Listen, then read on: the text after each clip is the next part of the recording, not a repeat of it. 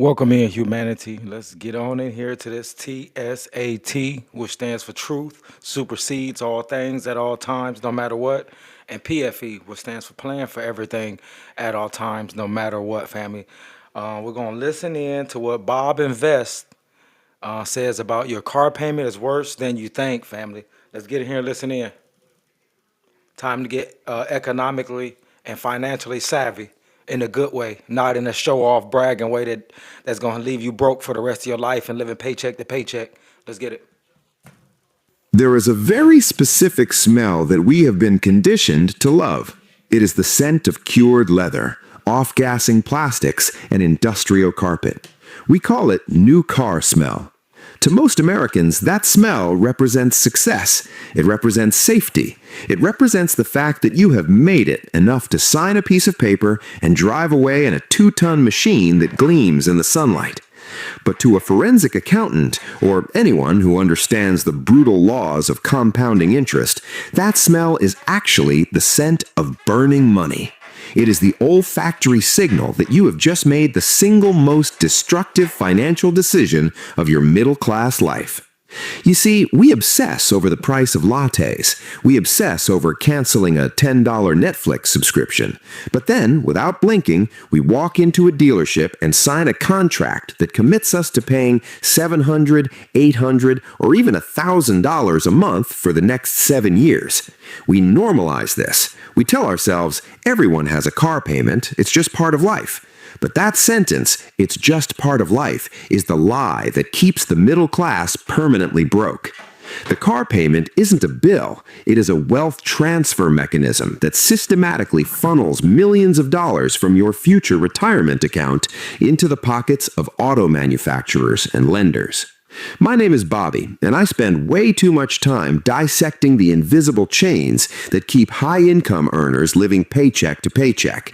If you are someone who drives a nice car but feels a knot in your stomach when the payment hits your account every month, or if you are thinking about upgrading your vehicle because you think you deserve it, make sure to hit that subscribe button and give this video a thumbs up, because today we are going to perform a brutal autopsy on the American obsession with the automobile. We are going to break down the total cost of ownership, the predatory math of the 84-month loan, and the terrifying driving a new car. I am going to show you the math that proves your truck doesn't cost $50,000. It effectively costs you $2 million of your freedom. Here is the fundamental problem. We view cars as assets. We put them on our net worth statement. I own a $50,000 car. But a car is not an asset. An asset puts money in your pocket. A liability takes money out. A car is a liability that depreciates like a stone. It is a consumer good, like a toaster or a pair of jeans, except it costs as much as a small house and requires constant feeding. The moment you drive that new car off the lot, the depreciation cliff hits. You lose 10 to 20% of the value in the first 60 seconds. Imagine if you bought a stock for $50,000 and 1 minute later you checked your phone and it was worth $40,000. You would vomit. You would panic sell. You would swear off the stock market forever. But with a car, we do this voluntarily every 3 years. We celebrate the loss. We take pictures of the loss and post them on Instagram. The dealership model is designed to hide this destruction from you using a psychological trick called the Foursquare. When you sit down in that glass office, the finance manager doesn't want to talk about the price of the car. They don't want to talk about the interest rate. They only want to talk about one thing, the monthly payment. What payment are you comfortable with? That is the trap. By focusing on the monthly payment, they can manipulate the other variables, the term length and the interest rate, to fit any expensive car into your budget. This is why we have seen the explosion of the 84-month, 7-year, and even 96-month, 8-year car loan. They take a $60,000 truck that you clearly cannot afford, stretch the payments out over nearly a decade, and suddenly it looks affordable at $850 a month. But you aren't paying for the car. You are drowning in interest. You are paying for a vehicle that will be rusting and breaking down before you even own the title. So you only check it twice? Huh. Nissan tests every model, thousands.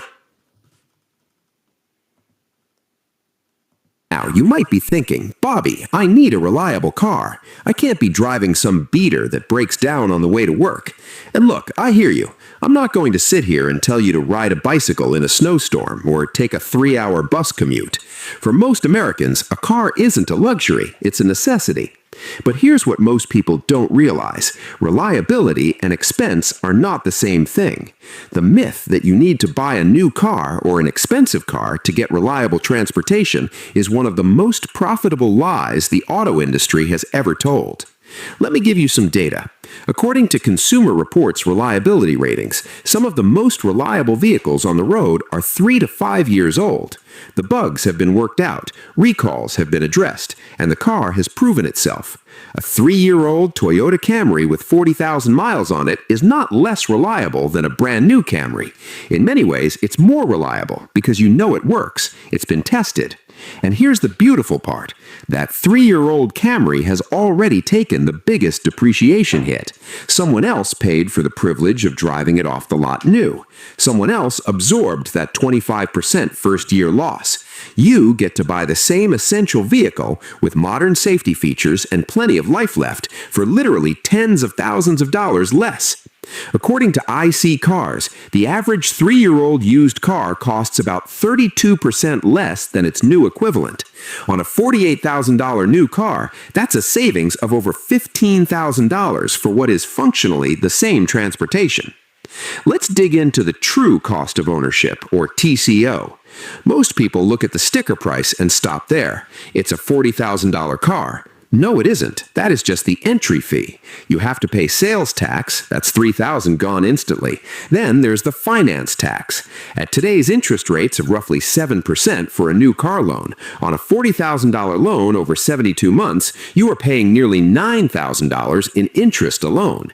That is pure profit for the bank. Then you have insurance. New cars cost significantly more to insure. Then you have the premium gas tax if you bought a luxury vehicle. Then you have the maintenance. Modern cars are rolling supercomputers. When a sensor breaks in your bumper, it isn't a $50 fix. It's a $1,500 calibration job. When you add up the tax, the interest, the insurance, the gas, and the depreciation, that $40,000 car will cost you roughly $70,000 to $80,000 over 5 years. And at the end of those 5 years, the car is worth $15,000. You spent $80,000 to own an asset worth $15,000. You lit $65,000 on fire. That is $13,000 a year after tax just to move your body from point A to point B. But the real tragedy, the number that makes me physically ill, is the opportunity cost. This is the ghost wealth that you destroyed by signing that lease.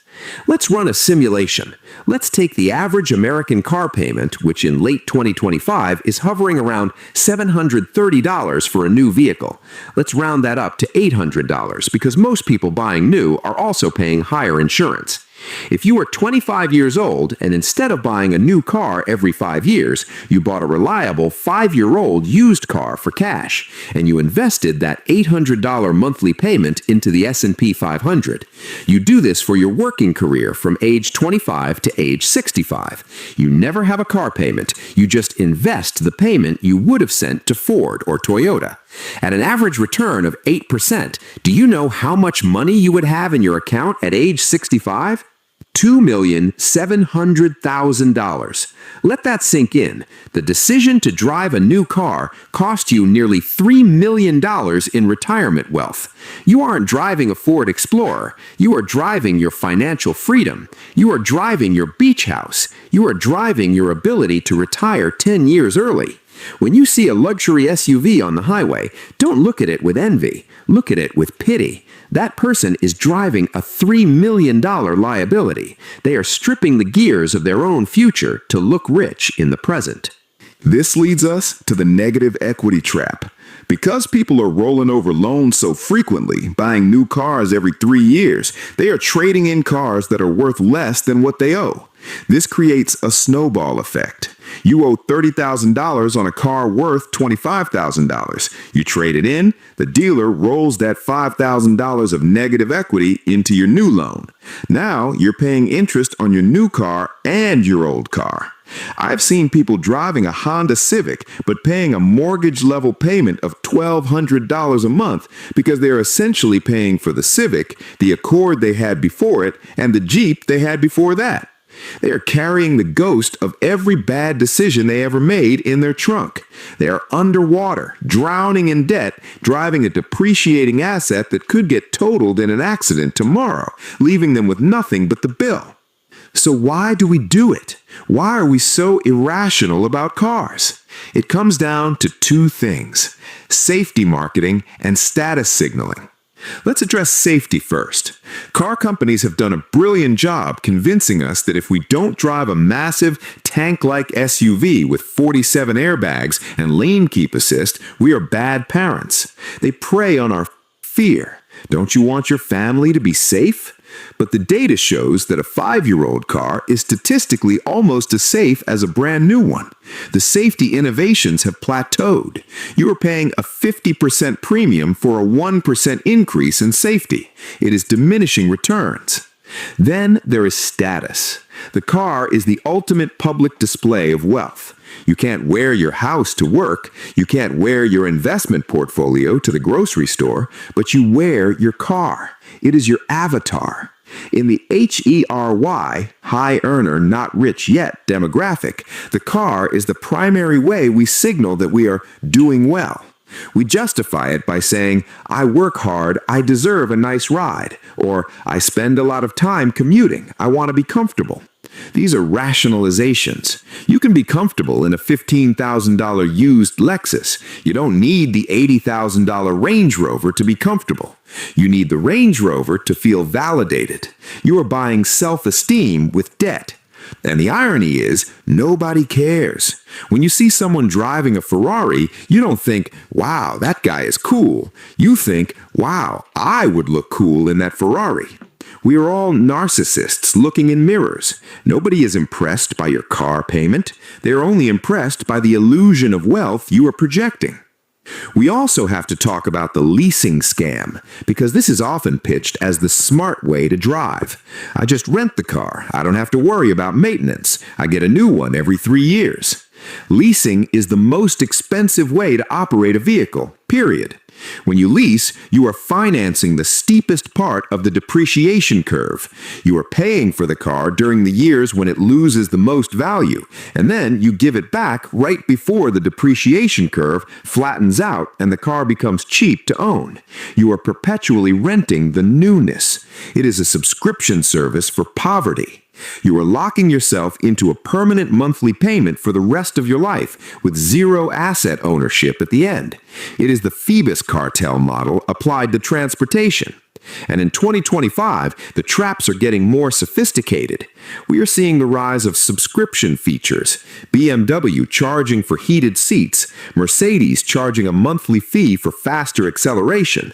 The manufacturers realize that selling you the car isn't enough. They want to turn you into a recurring revenue stream.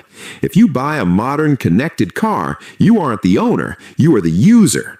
They can disable features remotely. They can track your driving data and sell it to insurance companies to raise your rates, which is actually happening right now. Driving an older, dumb car isn't just a financial hack, it's a privacy hack. It's a way to opt out of the surveillance capitalism that has taken over the auto industry. Critics and audiences are cheering for. Sound like more economic and finance facts being told. What is the solution? Do we all have to drive rusted-out beaters from 1999? No, that's the extreme Dave Ramsey advice, and honestly, safety standards have improved since 1999. There's a middle ground. It is the sweet spot strategy. The depreciation curve of a car is steepest in the first 3 to 4 years. By year 4 or 5, the car has lost about 50 to 60% of its value, but it still has 80% of its life left.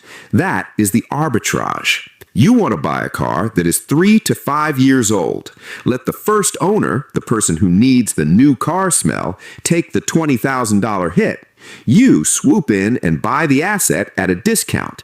And then, this is the key, you drive it until the wheels fall off. You keep that car for 10 years. For the last 5 years of that period, you have no car payment. That is the golden period. That is when you take that $800 a month and shove it into your 401k or your brokerage account. That is when you build the $2 million nest egg. You need to follow the 23-8 rule or something stricter. If you must finance a car, which you shouldn't, but let's be real, you should put at least 20% down, finance it for no more than 3 years, 36 months, and the payment should be no more than 8% of your gross income. If you run those numbers on a $60,000 truck, you will instantly realize that you cannot afford it. The math will force you into the $25,000 sedan, which is where you belong if you want to be wealthy. Most people are financing $0 down for 84 months at 15% of their income. They are mathematically ensuring they will never retire. This requires a massive ego death. You have to be willing to be the person in the office parking lot with the older car. You have to be willing to opt out of the arms race. But you have to realize that the person in the brand new Mercedes next to you is likely broke. They are stressed. They are one layoff away from the repo man. You, in your 5-year-old Toyota, are free. You have liquidity. You have peace. Cars are tools. They are appliances. They are not investments. They are not extensions of your soul. They are boxes of metal and glass that consume resources. Stop loving your car and start loving your freedom. Stop loving the new car smell and start loving the smell of a growing net worth. The next time you feel the urge to upgrade, calculate the opportunity cost. Ask yourself, is this shiny metal box worth $2 million of my future? The answer is always no. If this video made you rethink that trip to the dealership, share it with a friend who is about to sign a lease. Save them from the trap. Thanks. Facts was spoken here today, family.